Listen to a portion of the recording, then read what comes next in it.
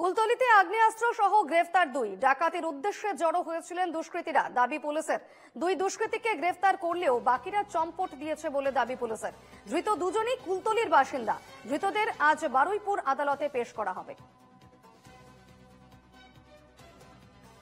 কুলতলিতে অস্ত্র সহ দুজনকে গ্রেফতার করেছে পুলিশ। যেমনটা জানা যাচ্ছে, ডাকাতির উদ্দেশ্যে জড়ো হয়েছিলেন ওই দুই দুষ্কৃতী। গোপন সূত্রে খবর পেয়ে অভিযান পুলিশের এবং ধৃতদের আজ আদালতে পেশ করা হবে। এই মুহূর্তে আমার সঙ্গে সরাসরি রয়েছেন প্রতিনিধি উজ্জ্বল সরকার।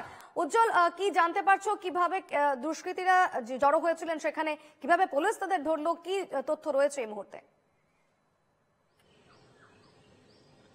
দেখো, এই যে একটি ডাকাত দল, তারা কিন্তু এই যে দেউলবাড়ির একটি নির্মাণ বা নতুন একটি বাড়ি, সেই বাড়িতেই কিন্তু গতকাল কিন্তু তারা কিন্তু ওখানে এক এক করে জড়ো হচ্ছিল।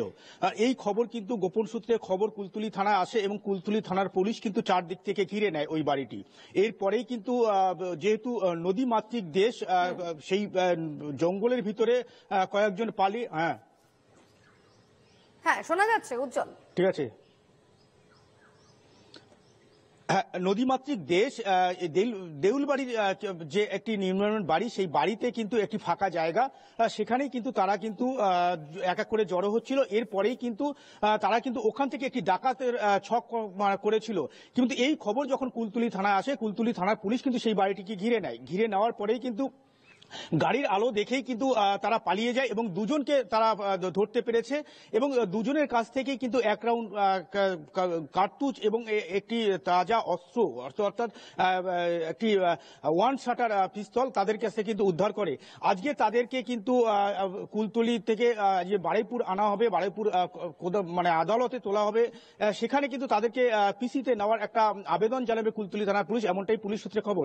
এবং এদেরকে জিজ্ঞাসাবাদ করা হবে এবং এই যে যাদেরকে অ্যারেস্ট করেছে এবং যারা ডাকাত দল, এদের কাছ থেকে কিন্তু যে আগ্নেয়াস্ত্র পেয়েছে এবং এই আগ্নেয়াস্ত্র সহ আরো বাকিরা যারা পালিয়েছে তাদের খোঁজেও তল্লাশি চালাচ্ছে পুলিশ।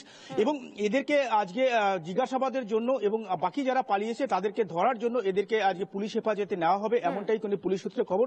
তবে কোথায় কি কারণে তারা কিন্তু মজুত হয়েছিল এমনটা কিন্তু পরিষ্কার নয়। তবে তারা ডাকাতের উদ্দেশ্যে ধন্যবাদ উজ্জ্বল।